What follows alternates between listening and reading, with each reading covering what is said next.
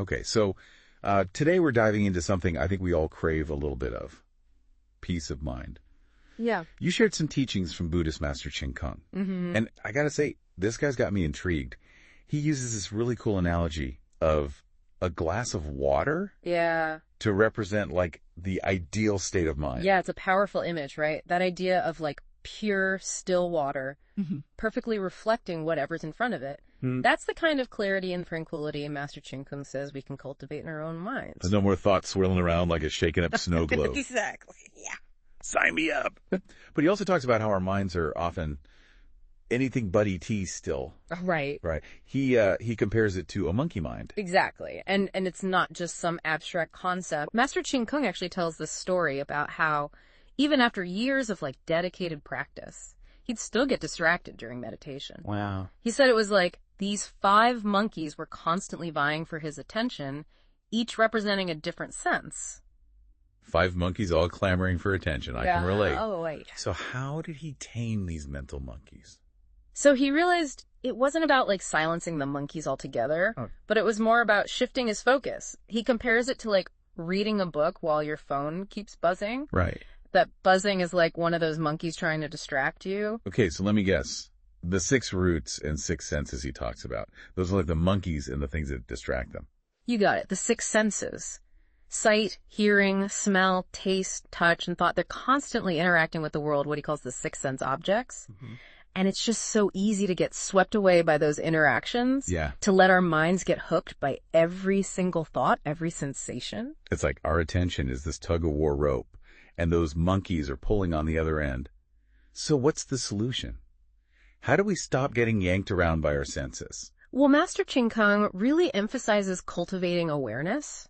Like in those everyday moments, you know, like instead of mindlessly scrolling through your phone while you're with your family, you pause, you notice that urge to scroll, and then you make a conscious choice to be present with your loved ones.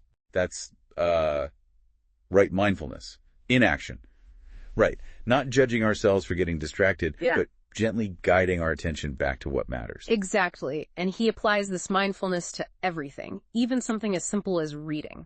But even reading, I thought the whole point of reading was to get lost in another world for a while. It is, but Master Jingkong would say there's a difference between getting pleasantly absorbed and letting your mind turn into like a runaway train of distractions. Okay. He talks about how before he even opens a book, he takes a moment to quiet his mind, to set an intention for like focused learning.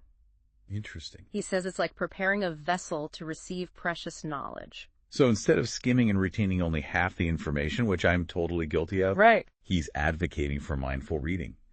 Really absorbing the material, letting it sink in. Kind of like how we're approaching his teachings right now. Precisely. It's about bringing that same quality of awareness to everything we do. Well, and that's where another one of his key practices comes in. The power of chanting.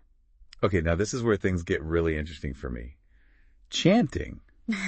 I'll admit, it's not something I usually associate with finding inner peace. Yeah. But Master Jingkong seems to think it's a pretty powerful tool. It might seem unusual at first. Yeah. But in many spiritual traditions, chanting is a way to focus the mind. It's kind of like using a mantra. Okay, I'm starting to see where you're going with this. So less about singing in a choir, more about training your mind like an athlete. What exactly are we chanting, though? Master Jingkong specifically talks about chanting the name of Amita Buddha. Okay. Now, before you think we're diving into like deep theological waters. Too late.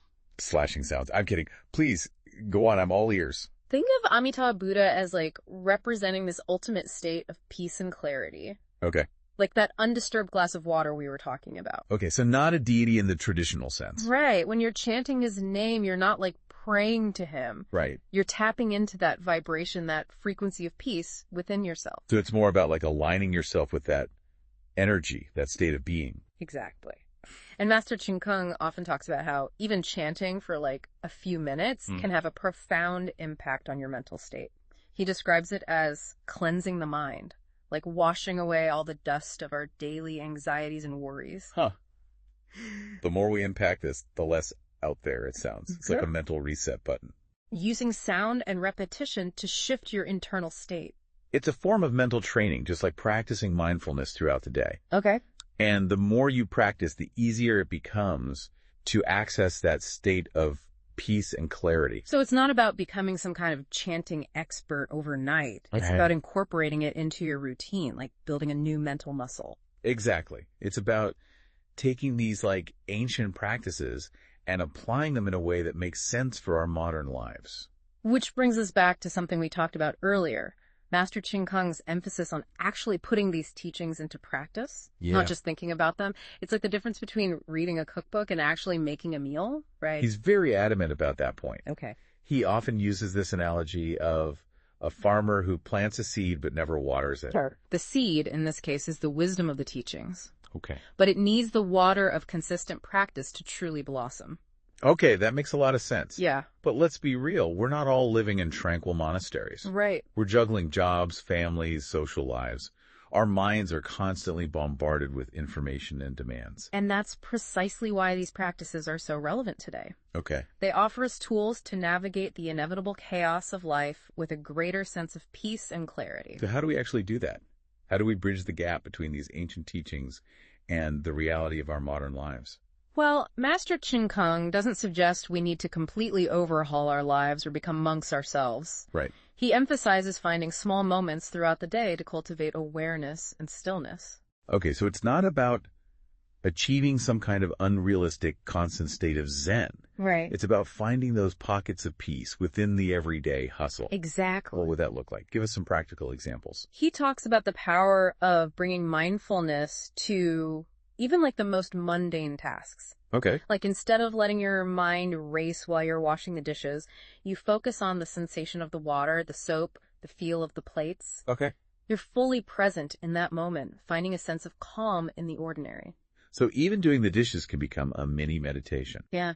Kind of love that. Yeah. It's about finding opportunities for presence and awareness throughout the day, even when life gets messy, literally, in the case of dishes. It's like that saying, chop wood, carry water. Mm-hmm.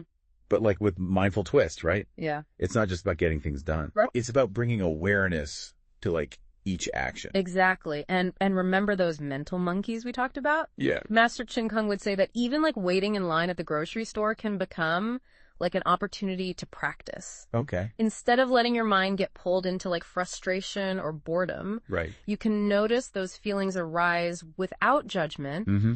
And then just gently redirect your attention to your breath. Okay. Or maybe to the sensations in your body. So basically every moment, even the seemingly insignificant ones, Yeah.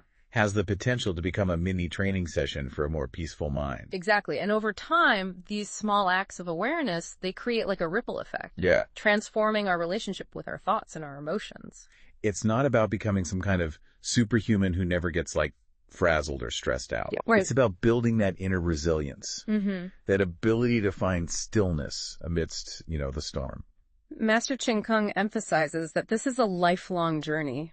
Yeah. Not a destination. There's no finish line where suddenly you've achieved perfect peace and never have another negative thought. Mm-hmm. It's about continually showing up for yourself, practicing these teachings with patience and compassion. It's about progress, yes, not perfection. Yeah. And I think that's really reassuring. Yeah. Especially in a world that often feels obsessed with instant gratification and quick fixes.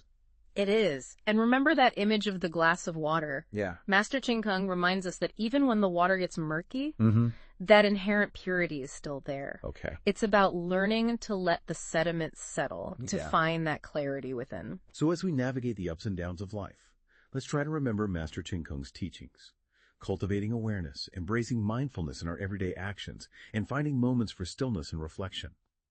It's about recognizing that peace of mind isn't some distant destination, but it's a practice, a journey we can embark on one mindful breath, one mindful action at a time.